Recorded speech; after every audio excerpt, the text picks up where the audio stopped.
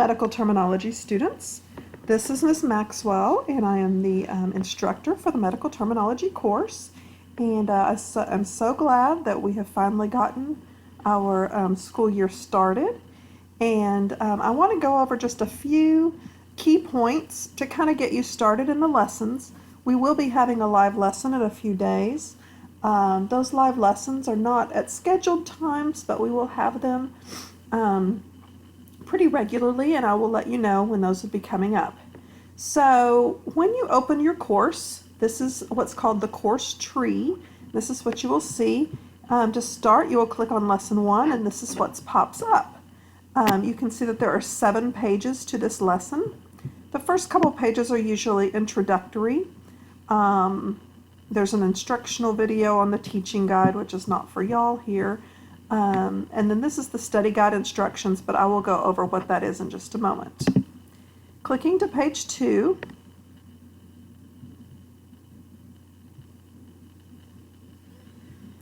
you'll see the objectives for this lesson. And these are the things that you will be learning throughout the lesson. So page 3 is where we generally get started with the lesson itself. The material for the lesson is found in 2 different places. It's found in the interactive presentation, which the link is going to be right here, and it's found in the textbook, which I will show you in a minute. So if we click on this interactive presentation, this is going to be the majority of your instruction. And I've got that pulled up here. When you click on that link, you will see this page come up, and you will click on Start Lesson. And it gives you the first page. You will click these arrows to click through the lesson. There's material to read on each page. I do want to point out a couple of resources at the top here. I've had some students ask about the study guide, and for some reason the study guide for lesson number 1 is not working. So I've put in a request to have that looked at. It looked like lesson 3 works appropriately, and so it may just be lessons 1 and 2. Lessons 1 and 2, a little hint, are actually the same material. The quizzes are different and the assignments are different, but the interactive lesson here is the same material, so you only have to go through that once. But I will say that this study guide is basically just a pre-test for you. So it asks you some questions kind of to get your knowledge from the beginning. Those questions don't necessarily relate to the quiz questions. So if I were you, I wouldn't spend a whole lot of time focusing on that study guide. You're certainly welcome to use all the resources, but that's not going to specifically help you. This is a glossary that gives all the key words in the lesson. You can take some notes, get some help, and if you want to use the keyboard only. Excuse me. So as you click through the lesson, you'll see the content. Read through the content. And it does give you little quizzes throughout the, it shows you the different topics. This is topic 2. Each of these arrows start a different topic. For topic 3, let's see if there is a review question here.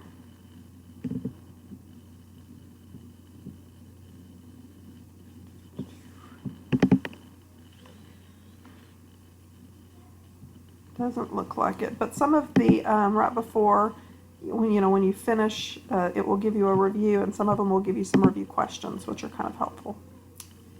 So, all right, so that's the main part of the interactive lesson, and that is going to be the main core material that you will find that you'll be learning in.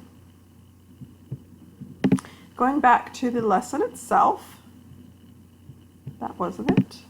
Here's the lesson itself. We'll click to page 4.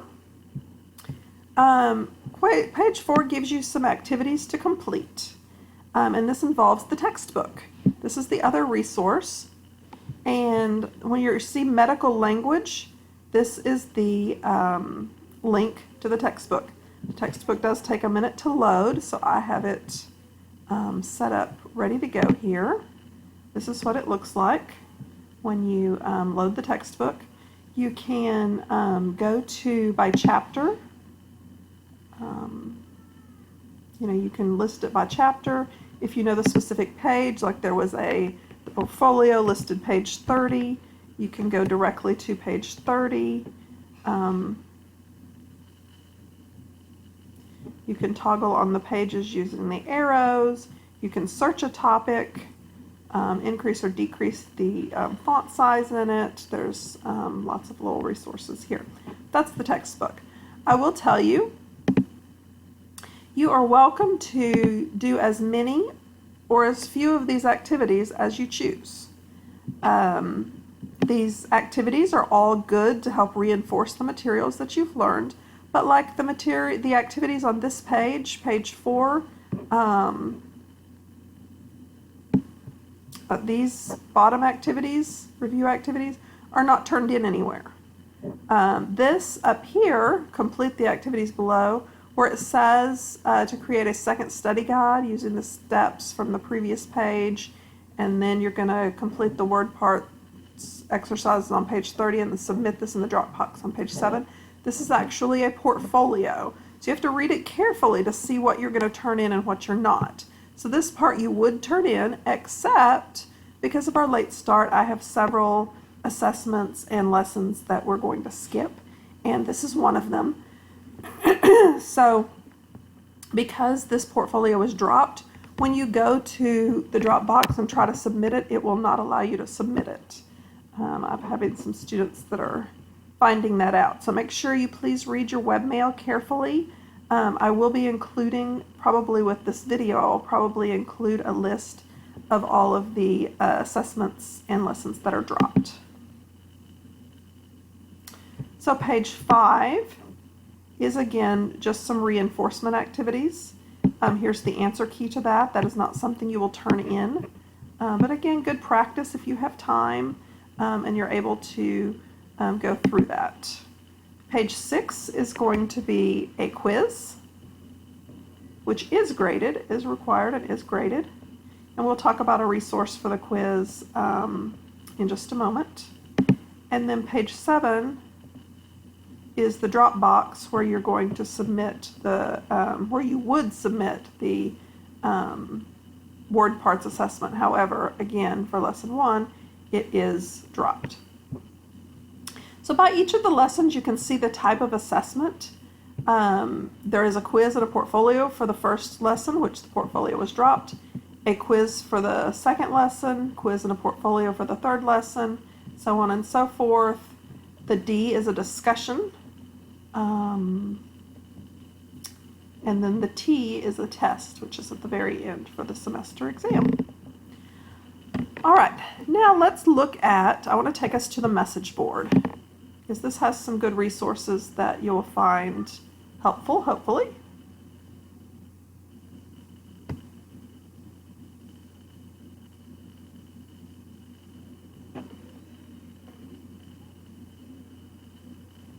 I had this all pulled up nicely. Okay, so this is the message board for medical terminology, course A. There is a lesson resources listed for each one. Let's go to lesson 1. Now it does list the portfolio because when I created all of this, I didn't know if I was going to, what I was going to drop and what I wasn't. But if you were going to do the portfolio, there's some extra instructions, some modifications to look through it, but you're not going to do the portfolio for lesson 1. But let's prepare for the quiz. The quizzes are 10 multiple choice questions, all of them are.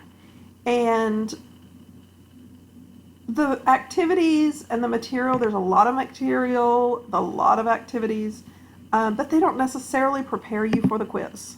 So I created this lesson review to specifically prepare you for a quiz. So if I were you, if you have limited time, I would skip some of the activities that are not graded and focus more on this, the lesson reviews. And again, this lesson review is not required. It's not graded. You won't, I'll never know if you did it or didn't do it, but it is specifically geared to make sure that you are prepared for the quiz.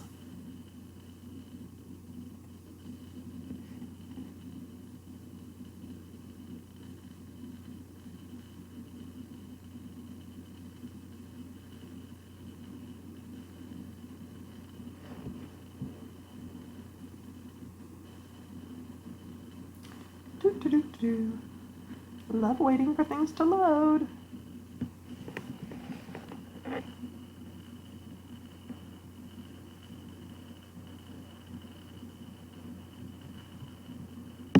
Okay, so this is the lesson 1 review for the quiz, and it is specifically geared toward the quiz questions. Like this first one, in order to correctly communicate with medical terms, there are 5 key language skills. This was not listed anywhere in that interactive presentation where the majority of the content is found. It is found on page 6 in your textbook. You won't need to use your textbook a whole lot except as a resource, but there are some questions that are specifically asked. So if there is a question from the textbook, I do specifically point that out under these reviews. So you would go to page 6 and you would list those out, and then these 3 questions also relate to that. And then it doesn't say specifically in your book, but this is one of the questions on the quiz. FYI, for purposes of the quiz, writing and spelling will also be part of relaying medical language, even though the book doesn't say it. So I do give you several hints on different things to be aware of. Some rules for putting things together, a little practice, defining word parts, again, a little practice, and this is all helping you with the quiz. And then this extra part that I put in here, these are going to be for each lesson. I just included some prefixes, suffixes, and some combining forms that are related to that unit. And these are things that are not necessarily quizzed, but if you're going to be wanting a career in the medical field, it's very important that you spend time learning these. And this class is not going to quiz you a whole lot on those specific terms, but if you are serious about a career in the medical field, I would definitely encourage you to make flashcards and practice with these terms, because you will need to know them in the future more than just what this course covers by itself. So each lesson I do include that. All right, going back to the message board.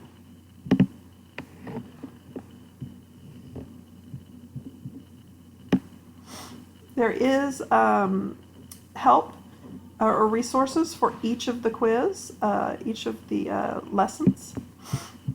The live lessons and recordings, I will be putting this recording under here, although I'll also send it out by webmail. The relearning policy and the syllabus are also located on here. So there's some good resources on the message board if you need help in that way.